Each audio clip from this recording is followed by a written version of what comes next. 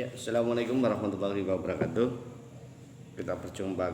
Alhamdulillahirabbil alamin wassalatu wassalamu ala asrofil anbiya'i wal mursalin wa ala alihi wa sahbihi ajmain.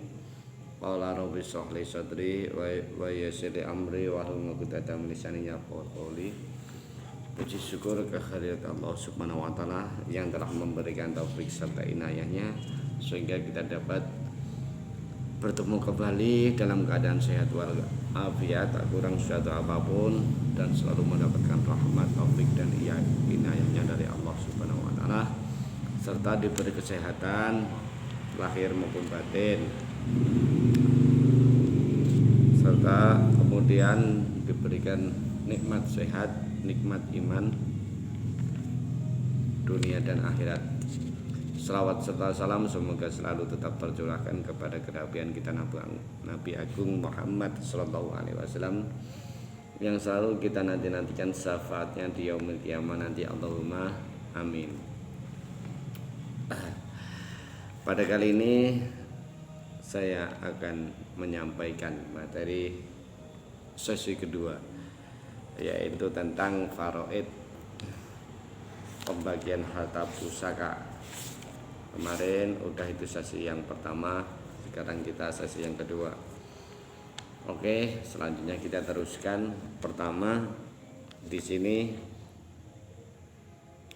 bagian kakek beserta saudara. Kakek bapak dari bapak apabila ia bersama-sama saudara, seibu sebapak atau saudara sebapak saja. Cara pembagian pusaka antara mereka tidak mendapat kepastian dari Al-Quran ataupun hadis. Oleh karena itu para sahabat dan para imam berbeda-beda pendapat. Alasan yang seorang tidak dapat memuaskan yang lain. Abu Bakar, Ibnu Abbas dan beberapa sahabat yang lain berpendapat bahwa kakek itu seperti bapak, berarti ia menghalangi saudara. Maka apabila saudara berserta dengan kakek, saudara tidak mendapat pusaka. Menurut Ali, Zaid bin Sabit dan Ibnu Mas'ud, kakek dan saudara apabila bersama-sama maka masing-masing mendapat pusaka. Cara pembagian antara kakek dan saudara. Atas pendapat yang kedua, perlu kita gambarkan cara pembagian harta pusaka antara kakek dengan saudara menurut mazhab mereka. Untuk memudahkan, kita ambil dua pokok. Pokok yang pertama, apabila ahli waris hanya mereka saja atau kakek dan saudara, berarti tidak ada ahli waris yang mendapat ketentuan. Di sini kakek dapat memilih yang lebih menguntungkan dari dua cara. Satu, dibagi rata antara kakek dengan saudara, tetapi kakek dianggap seperti saudara laki-laki, atau mengambil dua kali bagian seorang perempuan. Dua, mengambil sepertiga dari harta. Contoh, bagi rata yang lebih menguntungkan kakek daripada sepertiga dari harta. A, apabila kakek beserta 1, 2, atau 3 saudara perempuan, harta dibagi 3, 2/3 untuk kakek, sepertiga untuk seorang saudara perempuan, atau dibagi 4, 2/4 untuk kakek. Tiap-tiap saudara perempuan mendapat 1/4 atau dibagi 5, 2/5 untuk kakek. Tiap-tiap perempuan dari 3 saudara perempuan mendapat 1/5. Bila beserta seorang saudara laki-laki, dibagi 2, setengah atau 1/2 kakek dan setengah lagi untuk saudara laki-laki. Bila beserta seorang saudara laki-laki dan seorang saudara perempuan, harta dibagi 5, 2/5 untuk kakek, 2/5 untuk saudara laki-laki, dan 1/5 untuk saudara perempuan. Nah, di sini kakek mendapat lebih dari 1/3. Contoh 1/3 dibagi rata.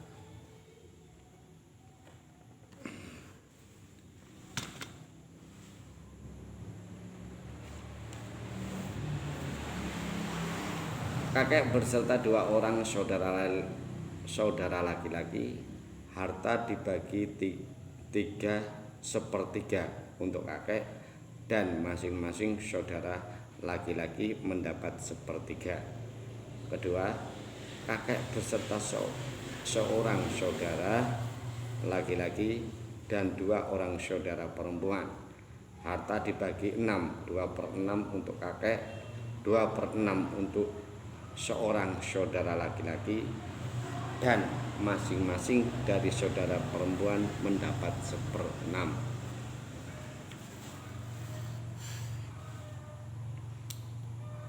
Kakek beserta 4 orang saudara perempuan, harta pun dibagi 6, 2/6 untuk kakek, dan masing-masing dari 4 saudara perempuan mendapat 1/6.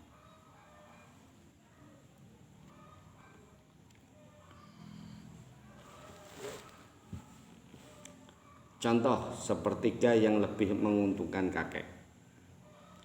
Bila beserta 3 orang saudara laki-laki, kalau dibagi rata maka kakek mendapat 1/4, sedangkan 1/4 lebih kecil daripada 1/3. Di sini kakek dapat mengambil 1/3 karena 1/3 lebih menguntungkan baginya, dan 2/3 dibagi rata antara 3 saudara laki-laki. B. Bila beserta 2 orang saudara laki-laki dan seorang saudara perempuan, kalau dibagi rata maka kakek mengambil 2/7, sedangkan 2/7 lebih kecil daripada 1/3. Maka di sini kakek mengambil 1/3 dan sisanya yang 2/3 dibagi antara 2 orang saudara laki-laki dan seorang perempuan. Tiap-tiap saudara laki-laki mendapat 4/15 dan saudara perempuan mendapat 2/15 dari asal harta. Pokok yang kedua, apabila yang mewarisi bukan mereka atau kakek dan saudara saja, tetapi mereka beserta pula dengan ahli waris yang mendapat ketentuan, maka ketika itu hendaklah bagian ahli waris yang mendapat ketentuan itu diambil lebih dahulu, kemudian dibagi sisanya. Kakek dapat mengambil dari sisa itu yang lebih menguntungkan baginya di antara 3 cara. Yang pertama, bagi rata. Kedua, 1/6 dari asal harta. Atau ketiga, 1/3 dari sisa. Misalnya, bagi rata lebih menguntungkan bagi kakek apabila ia beserta seorang saudara laki-laki dan nenek, atau yaitu kakek, seorang saudara laki-laki dan nenek. Nenek mendapat 1/6, sedangkan 5/6 sisanya dibagi rata antara kakek dan saudara laki-laki. Kakek mendapat 5/6 dikali setengah sama dengan 5/12, dan saudara laki-laki mendapat 5/6 dikali 1/2 sama dengan 5/12. 1/6 lebih menguntungkan bagi kakek apabila bersama-sama dengan istri, 2 orang anak perempuan, dan saudara laki-laki, yaitu kakek, istri, 2 anak perempuan, dan seorang saudara laki-laki.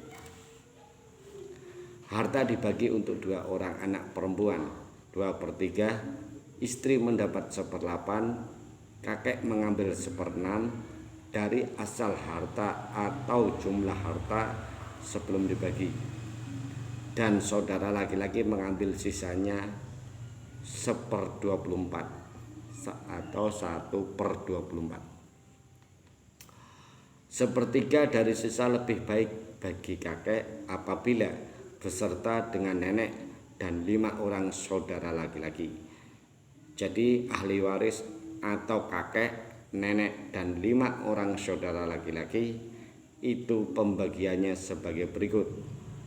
Nenek mendapat 1/6, kakek mengambil 1/3, dan sisa 5/6 dikali 1/3 sama dengan 5/18, dan sisa sesudah kakek 10/18 dibagi rata untuk 5 saudara laki-laki. Tiap-tiap orang mendapat 10/18 dikali 1/5 sama dengan 2/18. Sekarang hijab atau sebab-sebab tidak mendapat pusaka. Orang-orang yang tersebut di atas semua tetap mendapat pusaka menurut ketentuan yang telah disebutkan, kecuali apabila ada ahli waris yang lebih dekat pertaliannya kepada si mayat daripada mereka. Karena itu mereka terhalang tidak mendapat seperti ketentuan, tetapi baginya menjadi kurang, bahkan mungkin tidak mendapat sama sekali. Di bawah ini akan diterangkan orang-orang yang tidak mendapat pusaka atau bagiannya menjadi kurang karena ada yang lebih dekat pertaliannya kepada si mayat daripada mereka. Nomor 1, nenek. Ibu dari ibu atau ibu dari bapak tidak mendapat pusaka karena ada ibu, sebab ibu lebih dekat pertaliannya kepada si mayat daripada nenek. Maka selama ibu masih ada, nenek tidak mendapat pusaka. Begitu juga kakek tidak mendapat pusaka selama bapaknya masih ada, karena bapak lebih dekat pertaliannya kepada si mayat daripada kakek. 2, saudara seibu tidak mendapat pusaka karena adanya orang-orang yang disebutkan. Pertama adalah anak, baik laki-laki maupun perempuan. Kedua, anak dari anak laki-laki, baik laki-laki maupun perempuan. Ketiga, bapak. Keempat, kakek.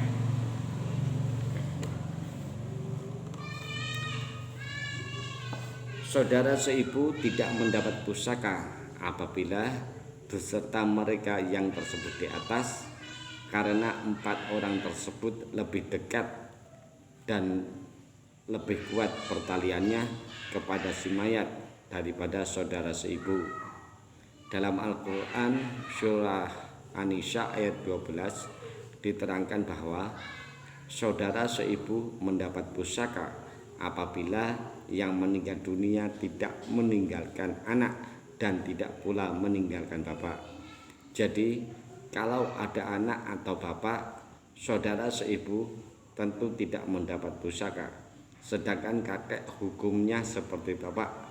Begitu juga anak dari anak laki-laki, hukumnya seperti anak laki-laki. Nomor 3, saudara sebapak tidak mendapat pusaka dengan adanya salah seorang dari 4 orang berikut. Pertama, bapak. Kedua, anak laki-laki. Ketiga, anak laki-laki dari anak laki-laki atau cucu laki-laki.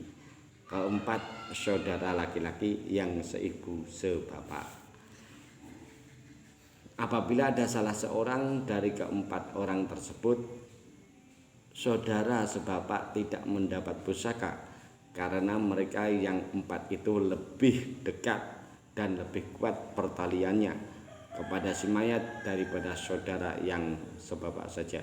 Sabda Rasulullah, al-hiqul faraid bi ahliha fama baqi wa huwa li awwala rajulin dakkar, muttafaqun alaih. Berikan harta pusaka itu kepada ahlinya menurut ketentuan satu persatunya. Kalau masih sisa, maka untuk keluarganya laki-laki yang terdekat, sepakat ahli hadis. Bapak, anak, dan anak dari anak laki-laki atau cucu jelas lebih dekat kepada yang meninggal daripada saudara yang hanya sebapak saja. Adapun saudara seibu sebapak lebih kuat pertaliannya karena pertaliannya dari dua pihak. Sabda Rasulullah sallallahu alaihi wasallam, a'yanu bani Adam yatawarathuna duna banil alat. Riwayat Ahmad, Tirmidzi dan Ibnu Majah. Bani Adam atau saudara seibu sebapak ditentukan saling mempusakai selain saudara sebapak ke atas. Keempat, saudara seibu sebapak tidak mendapat pusaka dengan adanya salah satu dari ketiga orang yang tersebut di bawah ini. A. Anak laki-laki. B. Anak laki-laki dari anak laki-laki atau cucu laki-laki. C. Bapak. Misalnya si A meninggal dunia, ia meninggalkan 4 orang ahli waris, yaitu saudara laki-laki seibu sebapak, anak laki-laki, bapak dan anak laki-laki dari anak laki-laki atau cucu laki-laki dari pihak anak laki-laki. Pembagian harta pusaka si A tersebut adalah sebagai berikut. Saudara laki-laki seibu sebapak tidak mendapat pusaka karena terhalang oleh anak laki-laki dan bapak.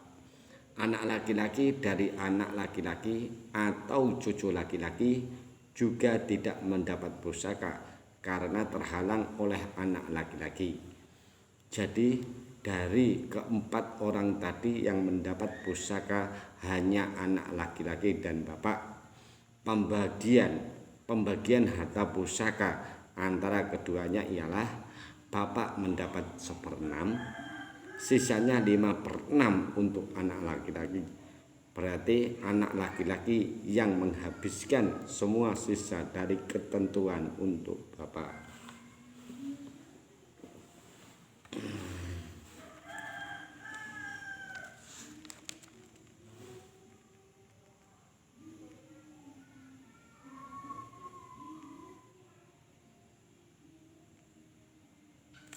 Nah, ini 3 tingkat laki-laki berikut ini mendapat pusaka, tetapi saudara perempuan mereka tidak mendapat pusaka.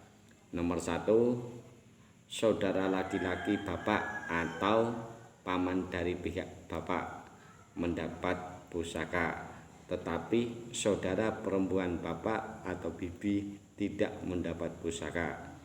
2, anak laki-laki saudara bapak yang laki-laki atau anak laki-laki paman dari pihak bapak mendapat pusaka, tetapi anak perempuannya tidak mendapat pusaka. Anak laki-laki saudara laki-laki mendapat pusaka, tetapi anak perempuannya tidak mendapat pusaka.